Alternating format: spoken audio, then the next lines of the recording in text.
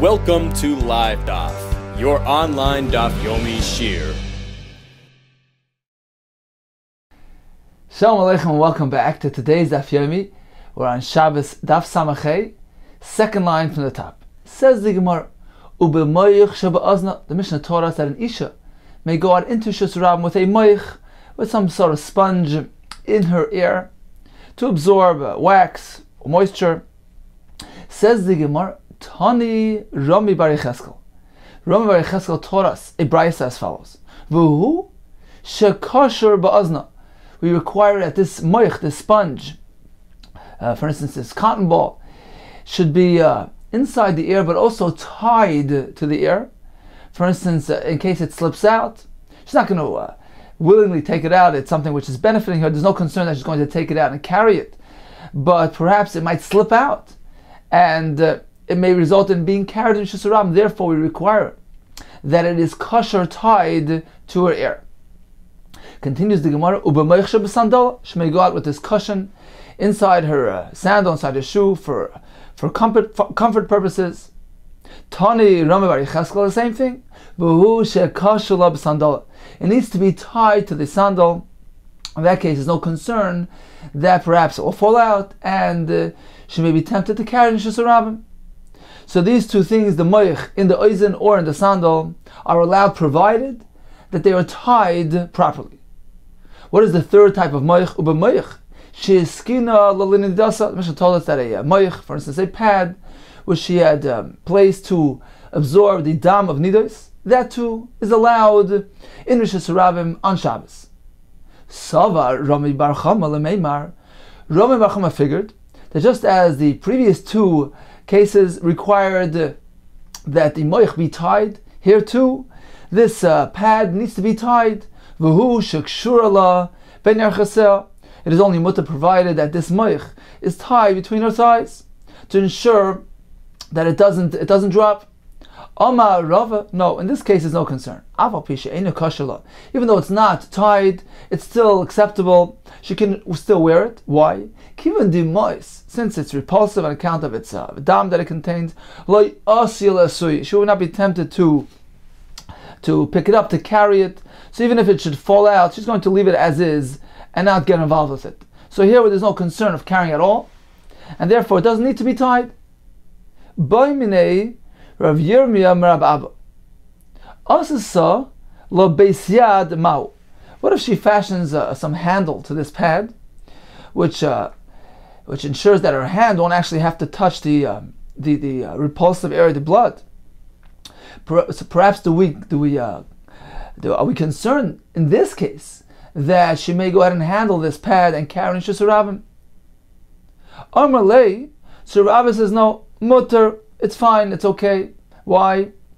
Because even with a handle, women get repulsed easily, and she'll be moist. She'll hesitate to get involved in touching this pad, even if it has a handle. So even in that case, no concern of the malacha v'etzah being performed in Shus Rabim. Itmer nami. We also learned Amar Nachman Bar Oishya Amar Yochanan also sola beis yad mutar. Even if she fashioned a handle to this pad, this moich she'eskina l'nidasa, it's fine. She can wear it in Shus Rabim. Continues the Gemara, Rabbi Yochanan nafik b'hu lebei midrasha. Rabbi Yochanan had these sponges in his ears, this moich in the oizen. Rashi says shaya zaken. He was already older, and he had an abundance of soya sa'oizen, of liquid or wax in his ears. So therefore, he needed these moich, these sponges in his ears. So he went out in Shus Rabim. He went out to the Beis Medrash without having them tied to his ears. V'chalukin olav chaverov, and his colleagues disagree with him. They hold no, you only can do it if it is tied to your ears. The Gemara soon will explain why he did so. Continues the Gemara, Rabbi Yanai nafik bula karmelis. He went out with these sponges untied, and he went out with them to a karmelis. Rabbi Yanai figured that a karmelis is different than a Shus Rabim. He drew that line, that distinction between a Shus Rabim, which is a Rishus min HaTorah, and carrying there is Asa min HaTorah. Between that and a karmelis, which is merely And it's a D'Rabbanan, it's not a Rishus Yachid, not Rishus Rabbim, it's merely Rishus D'Rabbanan, and therefore he wasn't concerned with this moich. He didn't require it to be tied, because the concern is perhaps he might carry it, and therefore, at worst case, it will be carrying a karmelis, which is only D'Rabbanan, so he didn't require that additional safeguard of the kshira to the oizen. Says the Gemara again, Rabbi Yanai nafak b'lo karmelis. He went out wearing these moich in the karmelis. V'chalukin olav kol doiroi. His entire generation disagreed with him, because they held no, there's no difference between a karmelis and Rishus Rabbim. In this case, just as the Rabbanan applied their issa to Rishus Rabbim, they didn't differentiate between a Rishus Rabbim or a karmelis. So let's get back to Rabbi Yochanan. He went out with these, wearing these sponges in his ears without having them tied to his ears. It says, well, how do you do so? Vatani Rabbi Kessler. Didn't Rabbi Kessler teach us a brisa which tells us Vahu shekashel ba'azna? They need to be tied to her ear. It says, well, like kash, it's not difficult. It depends on the circumstance. Ha dimi hadik, ha deloimi hadik. In the brisa's case, Rabbi Cheskel tells that it needs to be tied. It's speaking about the loy mehadik. The sponges are not firmly fastened in her ear, and there's a concern that they might fall out. Therefore, tying is required. However, in the case of Yochanan, we're speaking about ha de mehadik. We're speaking about it was firmly inserted, firmly fastened into his ears, where there's no concern of falling out, and therefore he didn't require a kshira in this case. So in summary, we learned that an isha may go out into Rishus Rabbim wearing a sponge, a cushion, a pad, etc. So if it's a moich inside the ear to collect wax, that is allowed, provided that it is tied to the ear. According to Rabbi Yochanan, as long as it's mihadik, it's firmly inserted, where there's no concern of it falling out, it too is allowed. She may go out with a cushion in the sandal, provided that it's tied to the sandal. It would appear that according to Rabbi Yochanan here as well, as long as it's firmly placed in there, it would be allowed even without kshira. Regarding the moich of the nida, the Gemara tells us kshira there is not required because of its repulsiveness. She will not be tempted to handle it, and even if it has a beis yad and handle, she nevertheless will not come to carry it on Shabbos. The Gemara told us that Rabbi Yanai differentiated between a Rishus Rabbim and a karmelis. He allowed these things to be worn in a karmelis even if they are not tied, and the Gemara tells us that his entire generation disagreed with him, chalukin olav kol doirai, because they did not see to differentiate between Rishus Rabbim or a karmelis. Continues the Gemara, what can an isha carry in her mouth? Bepilpil ubegalgal melech. Says the Gemara, what is a pilpil used for? This is the type of peppercorn. Pilpil is l'reach hapeh. It's coming to combat the unpleasant odor, a bad breath. What is the galgal melach, this lump of salt, used for? Lirdur shini, to serve as a remedy for some sort of choyli hashinayim, Rashi says, some sort of tooth disease, toothache. V'chol davar shenesenes zechpia, says the Gemara. Anything else that you would carry in her mouth for these types of purposes.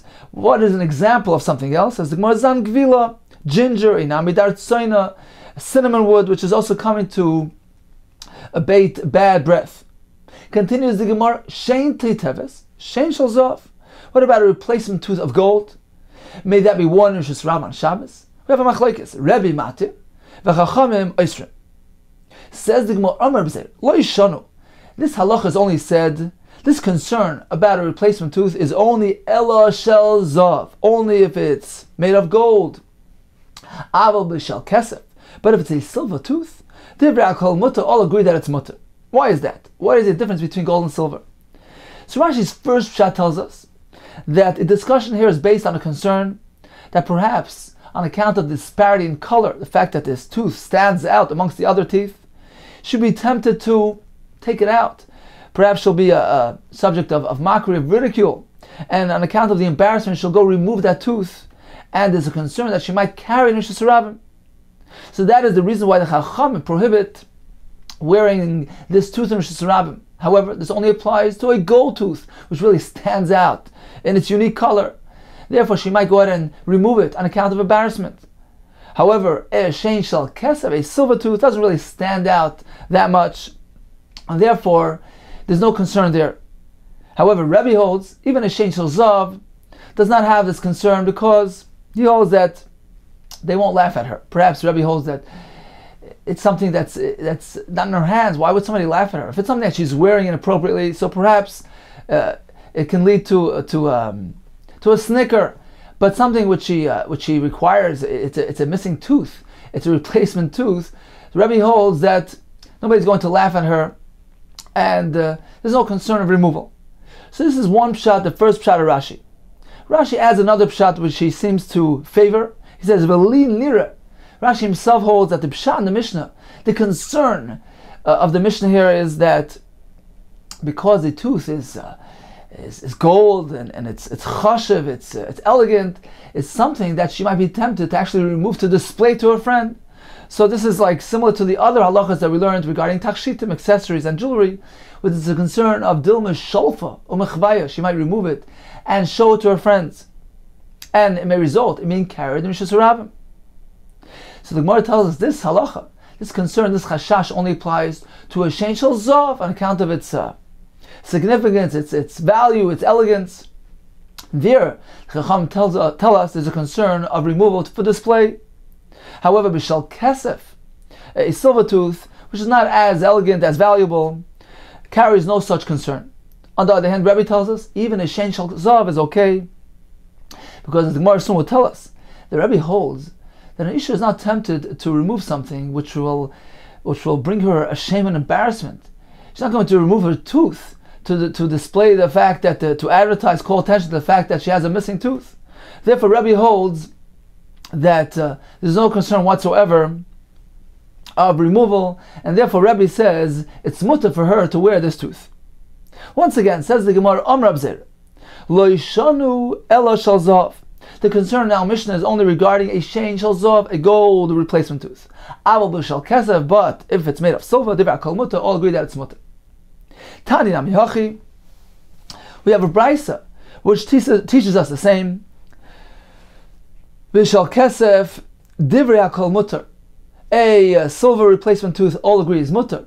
Shel zav, however, a gold tooth, Rebbe matir v'chachamim oisrim. Chacham say it's not allowed for concern of perhaps she's going to be tempted to remove it to display to her friends, and it may result in being carried in Rishus Harabim. Continues the Gemara, Amar Abai. It was the practice of Abai we find several times in Gemaras that Abai would pair together different Amoraim or Tanoim who hold a similar view, who are somewhat connected with an underlying principle. Amar Abaye Rebbe, this shita of Rebbe, who tells us that she may wear this gold replacement tooth with no concern. There's no concern that she's going to remove it to display it. Why? Because she's not going to call attention to her embarrassing situation, her missing tooth. So Rebbe and Rabbi Lezer and Reb Shimon and Elazar, so all these three Tanoim, Kulu Svirlu, they all subscribe to the same type of opinion. They all hold the Chol Midi, the Meganyabei, anything which will call attention to her embarrassing situation, anything which will degrade her, which will embarrass her. She's not tempted to display it, to remove it, and to show it. Rebbe, Hadamar, where do we find Rebbe? We've just said she can wear this golden tooth without any concerns of carrying on Shabbos because she won't call attention to her embarrassing situation. Rabbi Lezer, where do we find Rabbi Lezer holds of this shita? The Sanya is learned. Rabbi Lezer paiter bekoivelis or besleicha shabayatan. Lezer says, and the Gemara explained earlier, not only does he say it's pater, but he says that it's actually initially allowed. The chatchila Anisha can go out wearing this koivelis, this spice bundle, or the tzleiche shel palyatan, the container with the fragrant oil, the balsam oil, which is used for a situation where a woman suffers from unpleasant body odor. So she may go out wearing these lichatchila on Shabbos in Rishus Harabim. Why? Because according to Rabbi Lezer, there's no concern whatsoever that she'll be inclined to remove it, to display it, to show it off to her friends, and call attention to her embarrassing situation, her need on account of her odor. So we find Rebbe And we find Rabbi Lezer subscribed to this pshat, this svara. Finally, the Rabbi Shimon ben Elazar, the Sanya, as we have a brayse, Klal Omar Rabbi Shimon ben Elazar. Shimon ben Elazar stated a general rule. Kol shulamata min asvacha yoytze. Any ornamental item which is placed underneath her svacha, svacha is the hair covering, something which is positioned underneath, she can indeed wear in Rishus Rabbah on Shabbos. Why? Because again, there's no concern. Just she'll be tempted to reach under there and pull out this item to show it off to her friends because it's underneath the hair covering. She won't risk revealing her hair, uncovering her hair. Therefore, there's no concern. So something which is placed l'mata min asvacha, something underneath this head covering, this hair covering, is okay. L'mala min asvacha, something which is positioned on top, which is placed on top of the svacha, on top of the hair covering, eino yoytze bo, she cannot go on wearing this ornamental item, this accessory. Perhaps she will be tempted to remove it. Still no shalfa umechvaya, and perhaps go and display it to her friend, and this may result in it being carried in Rishus Rabbah. So Abai gives us a list of 3 Tanoim who hold the same concept, that whenever something calls attention to her embarrassing situation, such as the golden tooth, which implies that she's missing a tooth, the fragrance which she's wearing to display the unpleasant odor, which calls attention to her situation, and as well as the item placed underneath the hair covering, which require uncovering her hair, there's no concern in any of these situations for it being removed, displayed, and perhaps being carried in Rishus Rabbah. Now the Rashba asks, if so, how come the Chachamim prohibit an Isha from wearing this Shein Shel Zav, unconcerned that she might remove it to display, even though this is going to call attention to her situation, her missing tooth? Now we learned earlier on the Daf Samach Gimel Amud Aleph in the Mishnah that an Isha may go out wearing a biris. The Mishnah says biris tahira v'yoytzim ba b'Shabbos, and the explanation was that the biris was this band which held up the batei shekayim, her stockings, and since it's holding them in place, she won't be tempted to remove this band, this strap, to show it off, because it's holding these stockings in place. So apparently something which results in embarrassment doesn't entail a concern of removal for display. So why is this case different? Says the Rashba, it's very different, because certainly in the case of the biris, she's not going to be tempted to do something which will embarrass her in public. However, in the case of the missing tooth, they see the Shein Shel Zav, they see the gold tooth. People realize that she has a replacement tooth. So it's an inevitable situation. It's already known. It's known to all. So the fact that she's going to remove it to display it doesn't necessarily add to her shame and embarrassment, according to Shittas Chachamim. And therefore, they are concerned that perhaps she'll remove it to display it to her friend. So in summary, regarding a Shein Teteves, a replacement tooth, if it's made of silver, all agree that it's mutter. It's not valuable enough, it's not elegant enough, which would entail a chashash, concern of removal for display. What about the Shein Shel Zav made of gold? According to the Chacham, it's asur. Since it's elegant, we're concerned that she might show it off to her friends, and it may come to be carried in Rishus Rabbah on Shabbos. According to Rabbi, it's mutter, because this calls attention to her embarrassing situation, miganyebe, and she won't be tempted to do so on Shabbos. Continues the Mishnah. Yoitza b'sela sh'alat sinis. A woman may go out in Rishus Rabbah wearing a sela, a coin, which is placed on a tzinis, on a wound. The Gemara will explain what the point and purpose of placing a coin on a wound. Continues the Mishnah, ha-bonos, young girls, ketanos, yoitzois bechutin. They may go out with these threads inserted in their ears to prevent the piercing from closing up, so they pierce their ears and place these threads in there. So they may go out wearing these things. Rashi explains they're not really considered to be items of ornament. Rather, it is urcha bachi, something which is common practice, and therefore is not regarded as a masoi. Rather, is considered to be batal and subordinate, secondary to the person wearing them. Va'afilu bekismin shabaz's name, even with splinters, wood splinters placed in the ears for the same purpose. Continues the Mishnah, Arviyos, the Jewish women who reside in Arab lands, they may go out with their heads and their faces wrapped, very well wrapped, as was the custom in those lands. Umadiyos, and the Jewish women living in Madai, Prufais, they may go out with their garments clasped together. Prufais means that they would fasten one side of the garment on a nut or a rock or a coin or something like that placed on the other side. They would wrap the band, the strap from the right side of the garment over this button, so to speak, whatever it was, if it was a nut or something else that they used. So they may go out with these garments, prufais, fastened in this manner. Truthfully, this applies to any person, not just to the people in Arab land, etc. It really applies to anybody. Chachamim expressed these halachis in a way which was prevalent. So it was common for the women in Arab lands to dress this way. The Madai is a different way.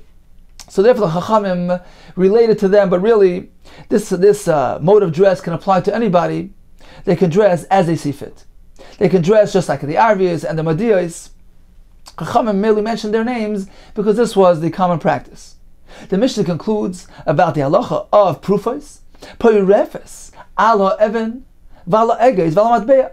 She can strap the clothing, fasten it around on the even, on a stone, or a nut, or a coin. So once again, poirefes means to strap the right side of the garment around the even, a stone, a nut, or a coin, which is affixed to the other side. She may use these items. It's not regarded as carrying as a masui because they become bottle. They're used as a button. They're functioning as a button, and therefore it is allowed. Ubelvad, says the Mishnah, shaloi tifreif lichatchila b'Shabbos, that she should not affix this. She should not use. And the Gemara says it's referring specifically to the matbeah, the coin. She should not initially use it on Shabbos for the first time. The Gemara explains to us the reason is because of muktzah. We'll see this in the Gemara. Okay, let's go back to the beginning of the Mishnah. Yoitze besela shalatzinis. She may go out with this coin, which is placed on the tzinis. My tzinis, says the Gemara. What exactly is tzinis? Says the Gemara, bas ara. It is a wound on the bottom of her foot, and she places a coin there, which somehow aids and benefits this makkah, this wound. Says the Gemara, ma'ishna sela. Why specifically a coin? Perhaps anything which is firm, which is hard, benefits the wound because it protects it. If so, if that is the reason why you're placing a coin there, so why do you need a coin? Which is something pretty peculiar. Let them fashion for her a piece of pottery which is hard and firm and will protect the wound. The reason why they use a silver coin is on account of the shuchsa, which is the moisture or rust which the silver generates, and this somehow aids and benefits, has a good effect on this makkah, on this wound. If that's the case, let them make for her a tasa,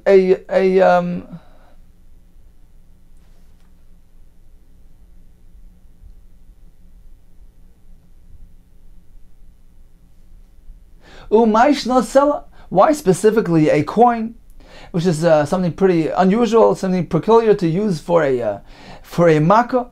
Says the Gemara,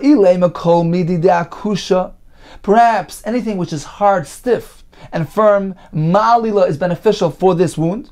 If that's the case, and that's why you're using a coin, why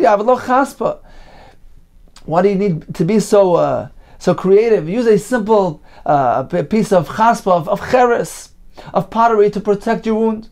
Ella, rather, mishum shuchsa. Why are we using silver? Because silver has a quality, it has some moisture coming from it, has some rust, which somehow benefits and aids the wound. If that's the reason why you're using a coin, fashion for the wound, a piece of flat piece of silver. Why do you need to use specifically a coin? Ella, rather, says the Gemara, because the coin has an image engraved into it, and somehow that it proves to be beneficial for this makkah. Tosfos says it seems like it's some sort of skula, The Ran learns actually that we're speaking about a coin in which the tzur, the image, is inverted, is sunken in, and therefore it provides a proper protection around this wound. So if that's the case, if the reason why using a coin on account of its image, pulsa, take a simple disc, a wooden disc, and engrave in it a form, an image, and use that. Why do you need to use specifically a coin? Abaye Shmamina, apparently that Kulu Malinla, all three qualities combined are necessary and are needed in order to provide remedy for this wound. Number one, needs to be stiff and hard. Number two, made of silver. Number three, containing this image. That's why they specifically would use a silver coin. Now there's a kasha here. How can one engage in this activity on Shabbos? We know that there's an Issa Midrabanan to engage in acts of refuah, of remedy on Shabbos, for concern that perhaps one may be tempted to grind those herbs, shchika samemanim, to make the medicine. So it's interesting to note that the same type of kasha is also posed on the Gemara. Earlier we learned about the kamiyah, the amulet that a sick person can wear on Shabbos for his illness. There too, why is it mutter? Why is there no isser of doing refuah on Shabbos? So the Meiri says that the isser of engaging in refuah on Shabbos, in taking medicine, only applies to procedures which are scientifically based, medically based. However, something which is only derech segula, for instance, the kamiyah, the amulet, that is mutter, and that was never included in the gzera of the chachamim. If so, we can apply that reasoning to us as well, because according to Tosfos, the image here, the tzura of the sela, provides a beneficial, therapeutic effect to this makkah. Only derech skula. It's not medically based, not scientifically based, and therefore this too is not included in the gzera of the chachamim that forbade one to take medicine on Shabbos. Continues the Gemara, habonois yoites bechutin. So girls can go out with these threads in their ears. Says the Gemara, Avu de Shmuel, Shmuel's father, he adopted three practices in his household. Number one, lo yishavek luhu lebante. He did not allow his daughters, denaf ki bechutin, to go out into Jerusalem on Shabbos wearing these threads in their ears. The Gemara soon will explain why. Number two, v'lo yishavek luhu gniyan gabi adodi. He did not allow his young girls, Rashi says, his psulos, his unmarried girls, to sleep next to each other. Number three, va'aved luhu mikvois b'yomi Nisan. He would fashion for his daughters mikvois in the days of Nisan, meaning days of spring after the winter. He would fashion for them mikvois and would not allow them to be toivel, to immerse in the river. Rather, they're meant to use the mikveh that he made for them. So this he would do b'yomi Nisan. Umafsi b'yomi Tishrei. In the days of Tishrei, after the dry summer, he would allow them to use the river. However, he would fashion for them, he would prepare for them mafzi, these mats, to place underneath so they don't get their feet stuck in the mud, which may pose a chatzitza, a barrier from the water reaching them. Therefore, he gave them these mats to step on when they are toivel in the river. Explains the Gemara. Lo yishavek lu yoites bechutin. Number one, he did not allow them to wear these threads in the ears. Va'anan tanan, but haven't we learned in the Mishnah? Habanos yoites bechutin. They may go out wearing these threads. Says the Gemara, Banse, the Avodah Shmuel, the threads that his daughters used to wear, they were colorful, and therefore he was concerned that perhaps they may be tempted to remove it to display to their friends. And therefore he differentiated between colorful ones, which are asur, and ordinary ones, which are mutter. Apparently our Tana didn't differentiate between the two. This was indeed a chumrah, a stringency adopted by Shmuel. What else did he implement? Number two, says the Gemara, lo yishavek lu gniyan gabi adodi. He did not allow them to sleep with each other. Leima mesayeh li'Rav. Perhaps this is a support, a raya, to the opinion of Rav Huna. Dam Rav Huna. Noshim ha-mesoilules zu bezu. Women who are engaged in inappropriate behavior, they are mesoilules zu bezu. They rub their erva one to each other. Psulos lekahuna. They become disqualified for kahuna. What does this mean, psulas l'kahuna? Perhaps let's take a look at Rashi inside. Up on the top line of the Amid, psulas l'kahuna says Rashi, l'koyin gadol. They can no longer marry a koyin gadol, because as we know, a koyin gadol is meant to marry specifically an isha who is a psula. And this woman who is engaged in this behavior becomes puzzle for a kohen gadol. Says Rashi, why? She's no longer regarded as being a psula shlema, a pure, complete, full besula, and therefore she's puzzle for a kohen gadol. Taisus actually brings up pshat that she's puzzle even for a kohen hedyot. We regard her as a zayna, as a woman who's engaged in immoral relations, and therefore she's puzzle even for an ordinary kohen. In any case, getting back to Rashi, says Rashi for 1 second, the afagav the kohen gadol biyoyim elohava. What's the concern of Avod Shmuel regarding psula of kohen gadol? There was no kohen gadol prevalent during his time. Says Rashi, nevertheless, hoyel v'derech znus chashiv lei, since he regards this as derech znus, immoral activity, behavior, lavarech ara, therefore it's not acceptable, and therefore he tried to prevent it. And therefore, the Gemara proposes that he discourages his daughters from sleeping next to each other, lest they come to this form of activity. Says the Gemara, is that so?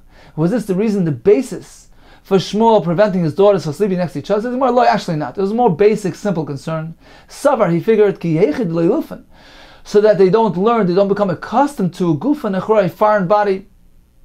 As Rashi explains, this may lead to a desire, generating a desire to actually sleep with a man, and therefore he wanted to avoid this, and he discouraged them, he prevented them from sleeping next to each other.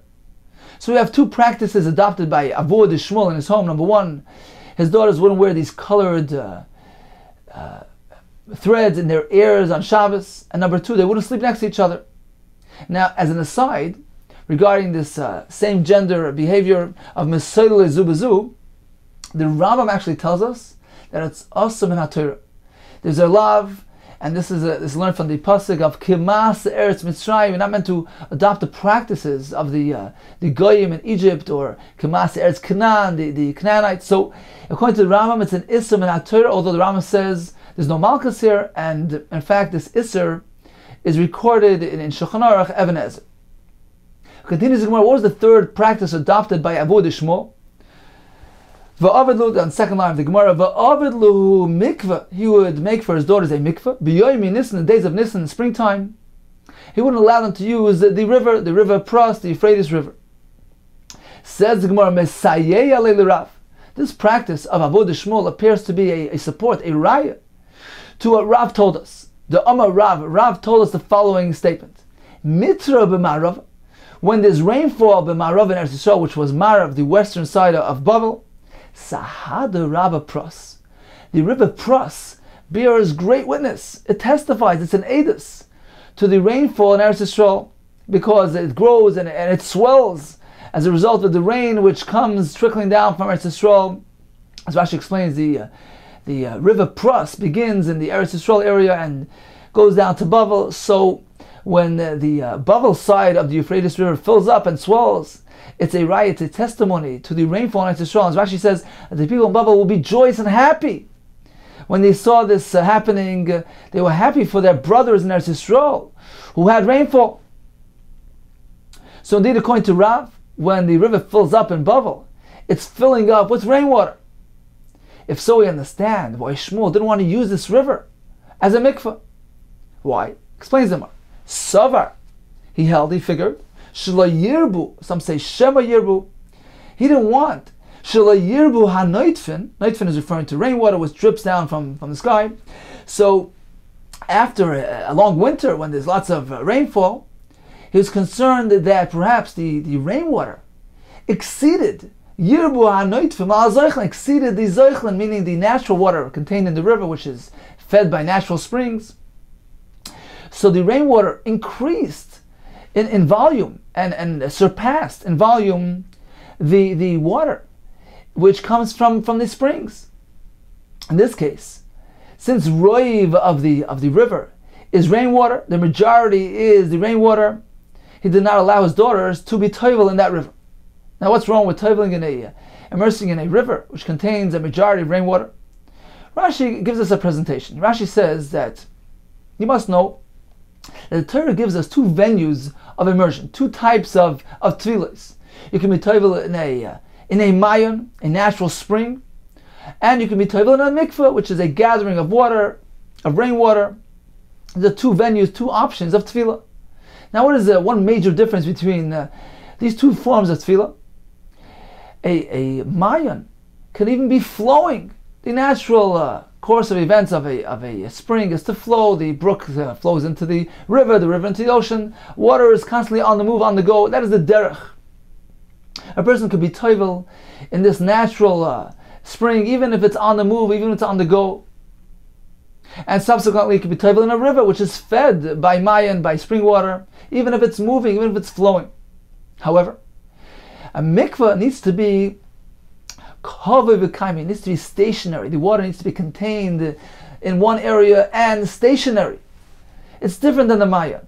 The point of the mikveh is not just to come into contact, to immerse in the water of the mikveh. You need to go into the water which is contained in its place. If it's flowing, it's no longer kosher to be used for a mikveh. So once again, a mayan, a natural spring, could even be flowing, could even be on the move, and be kosher for tefillah.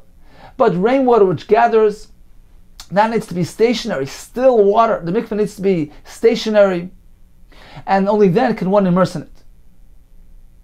So this was indeed Shmuel's concern. After this long winter, when the river would fill with rainwater, he was concerned perhaps a majority, roiv of the content of the river was rainwater, and the spring water was merely a miut, a minority, and is bottle in the rainwater. Now this river, which is constantly on the move, which is flowing, would only be kosher if the water contained therein was may and spring water. But since in this case we're concerned that most of it is rainwater, it is puzzle when it's flowing. Therefore, he didn't allow his daughters to use the river. After this whole winter, when the river filled, swelled with rainwater, he would fashion for them a mikveh, so that the water is contained in one place, stationary, and is kosher to be used as a mikveh, not as a mayan. Once again, says the Gemara, based on Rav's statement that the river Pras fills up, swells due to the rainwater coming from Eretz Yisrael, based on this, Shmuel disallowed the use of the river after the winter days, when indeed it swelled and filled with rainwater, because the river is on the move, it's flowing, and rainwater which is flowing cannot be used as a mikveh.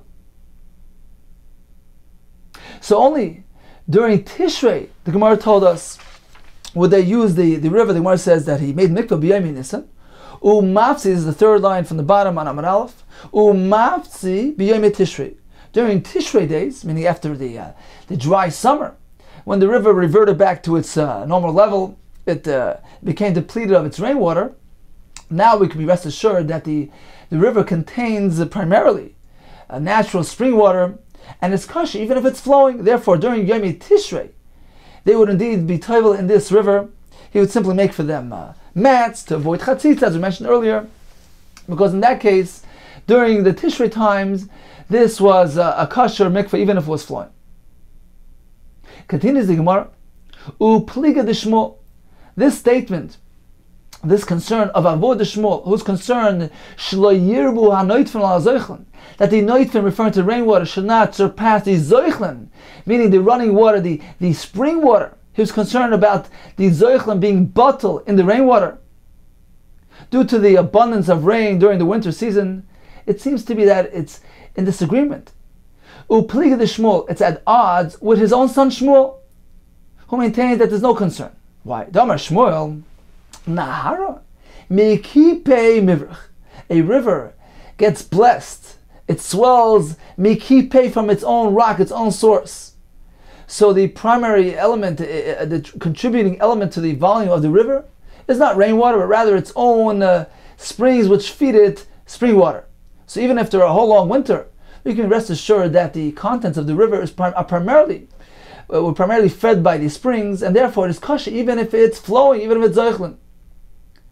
Taisus asks, what do you mean? We know that a whole winter it's raining, and it appears that the river is filling up with rainwater. Says Taisus, based on the Gemara in Tanis, that indeed even when it rains, there's a a corresponding effect from the ground. There's moisture emanating from the ground, and it's actually double in volume than the water coming from above. Taisus brings a Gemara which says, "She'ein lecha tefach yored melamala she'ein tefach chayim oilam keneged l'mata." So it's 2 tefach as opposed to 1 tefach. So there's an abundance of water, of moisture coming from the ground below, and indeed we can rest assured that the river is primarily being fed by spring water after the whole long winter. We can still use this flowing river as a mikveh, even though it's flowing. We can be sure that roiv, the majority of the content, is actually spring water, which is kosher, even when it's flowing. So indeed, Avur the Shmuel, who is concerned with roiv megishamim, is in disagreement with Shmuel, who is not concerned about this factor. Continues the Gemara. Upliga didei adidei. It seems that this statement of Shmuel is at odds with another statement in the name of Shmuel himself. Damar Shmuel. Shmuel told us, Ein hamayim metarim bezoichlim. Water can only be metar, can only be used for a mikveh when it is flowing. Meaning a river can only be considered to be a kosher mikveh when it's on the move, when it's flowing. Ella pras b'yom Tishrei bilvad. Only pras during the days of Tishrei, after the dry summer season, when it has become depleted, emptied of its rainwater. Only then can we be assured that the content of the river is primarily spring water, meimayon, and can be used even when it's flowing. But after the winter time, there's a concern that roiv of the content is from geshamim and is not kosher unless it is stationary in one place. However, when it's flowing, it is possible. So this statement of Shmuel here that does seem to voice concern regarding use of a river after the winter time is at odds with the Shmuel that we said before, who told us that there's no concern because a river is primarily fed by its own sources. And indeed, Taisus brings down that based on this statement of Shmuel, that a river is primarily fed by its own source, by its own rock.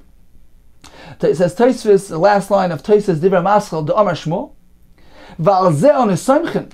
Based on this Shmuel, we are soimach, Litvel b'naharos, to immerse in rivers, afilum god lemoid, even if they've grown very large, they're swelled. We're not concerned. We assume that the content of the river is primarily coming from its own source, from spring water, and therefore it can be used even when it's flowing. So in summary, we learned 3 practices adopted by Avua de Shmuel. He didn't allow his daughters to wear those chutim in their ears because they were colored. Perhaps they will remove it to display to their friends. He did not allow them to sleep next to each other, not to get them accustomed to a body. And he did not allow tvila in the river Pras after the winter days. He did not allow it during the May Nisan. Perhaps most of it is Megisham and rainwater, and is puzzle when it is flowing. Regarding this halacha, we actually have a difference of opinion. We have, on one hand, we have the father of Shmuel who's concerned. We have Rav, who seems to follow this approach as well. And we have one statement of Shmuel who was concerned. We have another statement in the name of Shmuel who seems not to have been concerned with this factor whatsoever. He says, Nahara mekipe mivrach. It's primarily fed by its own sources, and therefore there's no concern even after winter days. Continues the Gemara. Poirefes al Evan, the Mishnah told us, Aisha may fasten her garment, strap around a stone, a coin, or a nut. And the Mishnah concludes with the words, Ubelvad shaloi tifrev lechatchila b'Shabbos, provided that she doesn't do this initially on Shabbos itself. Says the Gemara, this is an inherent contradiction. First you say it's allowed, then you say you can't do it on Shabbos. Va'amris reisha pirefes. Initially you told me that she can do it, and it appears that she can do it even on Shabbos for the first time. Says the Gemara, Amar Abaye, it depends what she's using. If she's using a stone or a nut, yes, that can be done for the first time on Shabbos. Even a stone, if she was miyacheret before Shabbos, she designated to be used on the Shabbos, it is no longer regarded muktzah, and she can use it on the Shabbos. However, says Abaye, when it comes to using a coin, on account of its value and significance, it's not enough that she merely designated it before Shabbos to be used on the Shabbos. She needs to actually inaugurate its use, its function, before Shabbos. Amar Abaye Seifa, the last part of the Mishnah, which tells us that she needs to do it before Shabbos. Ason l'matbea. It's referring to the coin. In this case, it's not sufficient that she merely designated it. She needs to actually use it before Shabbos for this purpose. By doing so, she indicates and denotes that she turned the coin into a button. It's being used as a button, and therefore is no longer muktzah. Continues the Gemara, Abai asked the following question. Isha ma'u shetarim. May a woman do ha'arama, a trick, a pretense. What is she going to do? She's going to strap her beged around on this nut. The point and purpose here is she has an ulterior motive. She's trying to bring a nut out to her young son out in the street on Shabbos. So she's pretending she's wrapping her clothing around this wrap around the nut. She's using it as a button, but her real kavanah, real purpose here is to carry the nut out to her son. Is this allowed or not? Now apparently there's no malacha veitzah being done here, because at the end of the day, the nut is serving its purpose. It's serving as a button to close up the garment. But nevertheless, since she has an ulterior motive, her kavanah is to carry the nut out to her son. Perhaps it's asa because it's harama. If you allow this, perhaps the next person will actually carry a nut out in his hands on Shabbos. So is this mutar or asa? Says the Gemara, actually we have a similar discussion later on in the Masechta on Daf Kuf regarding a similar type of harama, of pretending. This is regarding a situation where there's a fire and one is trying to save clothes from the dleika. We have a machlekes tanoim. Rabbi allows haram. He says one could dress himself single, double, triple layer of clothing and carry them out to even a chatzah which has no erev. So haram is a form of pretense. He doesn't really need all those clothes. So Rabbi allows this to be done on Shabbos. Rabbi Yossi says no. One cannot double layer himself. He can only wear the proper amount of garments. The Gemara lists a list of 18 various garments which are customarily worn all at once. So according to Rabbi Yossi, a trick, pretending is not allowed. Says the Gemara. Okay, our question here, is it perhaps based on that machlekes? No, it's actually not related. Says the Gemara. Tiboy. This question by us can be posed l'mandam marimin, according to the sheet that holds that haram is allowed by the fire, which is Rameir. In the same token, tiboy l'mandam ein marim. Our question can be posed according to the sheet that does not allow harama, which the sheet is Rabbi Yossi. Explains the Gemara. Our question can be posed even according to the Shita Rameir, who allows harama with regards to a fire. Why? Because there's a difference between the two. Over there there's a concern if you won't allow him to double layer himself. He might become desperate and actually put out the fire.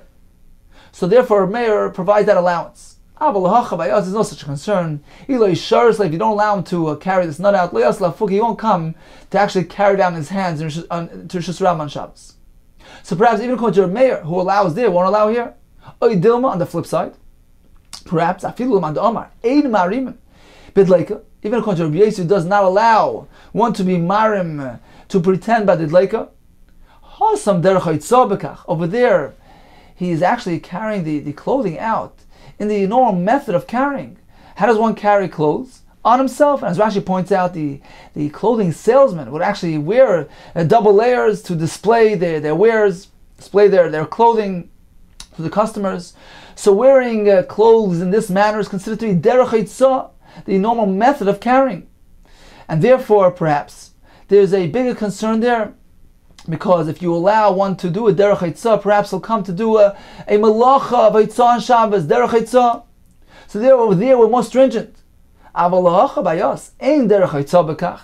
This isha who's affixing this nut onto her, this egg onto her clothes, this is not called derech haitzah, it's called kalach hayad, an indirect form of carrying. Even if one should do so on Shabbos, even if it's not being used as a nut, he simply affixes a nut. Even if it's not used as a button, he simply affixes a nut somewhere else on his clothing. It's not called the ordinary manner, a direct manner of carrying, and would never involve Issa Deraisa. Therefore, perhaps over here, there's less of a concern. And even if it's done, derech harama, in a pretense, it would be mutter. Eimer shaperdami, perhaps over here, it would be acceptable and permitted. Take it, we leave it unresolved. So in summary, we learned about the halacha of perefes. One can affix a coin, a rock, or a nut in order to fasten their clothing together. The Gemara told us that regarding an even, a rock, that can be done even if it was not yet used before Shabbos. Merely designating yichud from before Shabbos is sufficient to remove its muksa status. Even if you designated it for this Shabbos and haven't yet used it, it is mutter. Regarding a matbeh, a coin, that's more valuable and significant. You need to actually use it before Shabbos, and only by doing so, you've removed its muksa status. You need to actually affix it and use it as a button before Shabbos. The Gemara left off with a question about harama, tricking, pretending. Can an isha use an egois merely for the sake of taking it out for her son? The Gemara left it unresolved, and the Gemara said that over here perhaps there's a reason to be macham because there's no bahala, there's no desperation, as opposed to the fire, where a person perhaps is desperate to salvage his begada and might put out the fire. We had on the flip side a svara to say that over here it's more lenient, it's mutter, because it's merely haitzak lachayad, an indirect form of carrying. Okay, let's make a quick review, a chazor of today's daf. We began with the halacha of a moich, a sponge, a cushion that can be worn on Shabbos in Rishus Rabbim in one's ear to collect wax. The Gemara told us it needs to be either tied, and according to Rabbi Yochanan, as long as it's firmly fastened in the ear, that would be okay. Regarding the cushion, the sandal as well needs to be tied, and apparently according to Rabbi Yochanan, if it's firmly fastened, that too would be acceptable even if it's not tied. Regarding the pad of the nida, that is mutter as well, even if it's not tied, even if it has a handle, on account of its mius, it's repulsive, and she will not come to carry on Shabbos. The Gemara related that Rabbi Yamei actually went out into the Karmelis wearing the moich shaba'izin, which was not tied, because he maintained that the Isser only applies to a Rishus Rabbim, not a Karmelis. The Gemara tells us that all disagreed with him, because they held there's no room for distinction between a Rishus Rabbim and a Karmelis. The Gemara proceeded with the halachas of placing things in one's mouth, for instance, ginger or cinnamon to dispel bad breath, and that is mutter. The Gemara proceeded with the shein tei teves, this replacement tooth. It depends what it's made of. If it's made of silver, then all agree that it's mutter. A shein tei teves shel zav, we have a machlekes. According to Chacham, it's asur for concern that she might be tempted to remove it to display to her friend, and it may result in being carried in Rishus Rabbim. According to Rabbi, there's also concern because doing so would call attention to her missing tooth and would result in her embarrassment and shame, and she wouldn't do so. We began with the Mishnah of Yoyitza B'Tzela Shalatzinis, that one may go out in Rishus Rabbim with this coin placed on the wound on the bottom of her foot. The Gemara told us that three different qualities interact here: the firmness, the fact that it's silver, the fact that it has a form engraved in the coin that contributes to the remedy here. The Mishnah proceeded with the young girls going out with threads or splinters in their pierced ears. The Mishnah told us regarding the women in Arab lands, Arabiyas or Madiyas, different modes of dress which are allowed. And the Mishnah concluded with the halacha of Peirefes, affixing a stone, a nut, an egois, or a coin on one's garment to use it as a clasp, as a button to close up the garment. That is allowed. The Gemara proceeded telling us three practices that were adopted by Avua the Shmuel regarding his daughters. Number one, he didn't allow them to wear the colored threads in their ears for concern that they might remove it and display it. He did not allow them to sleep next to each other, so that they don't become accustomed to sleeping next to somebody, which might evoke a desire to sleep with a man. And finally, he fashioned for them a mikveh in the days of Nisan after the winter months, for concern that the river Paras was filled with rainwater and is possible to be used as a mikveh since it is flowing. The Gemara concluded with this halacha of the river in the May Nisan. It's actually based on a machlekes, Avua de Shmuel and Rav, and one version of Shmuel indeed are concerned with the river filled with rainwater. We have another version of Shmuel who was not concerned because he held that a river is primarily fed by its own source, by its own springs, and even after the long winter is still mutter even though it's flowing. We conclude with the halacha of Peirefes, of fastening one's garment using stone, the nut, or the coin. We have a distinction here. Regarding a nut, it is sufficient to designate it before Shabbos to be used for the Shabbos. That removes its muksa status. When it comes to a coin, you need to inaugurate, you need to actually use it for this purpose before Shabbos, to designate it for a non-muksa use, and to use it as such. Only by doing so, you remove its muksa status. We concluded with a shaila regarding pretending. Can Isha affix a nut onto her garment to be used as a button, but it's merely a trick, it pretends because her real intention is to carry out for her son, and we left it, teku, unresolved.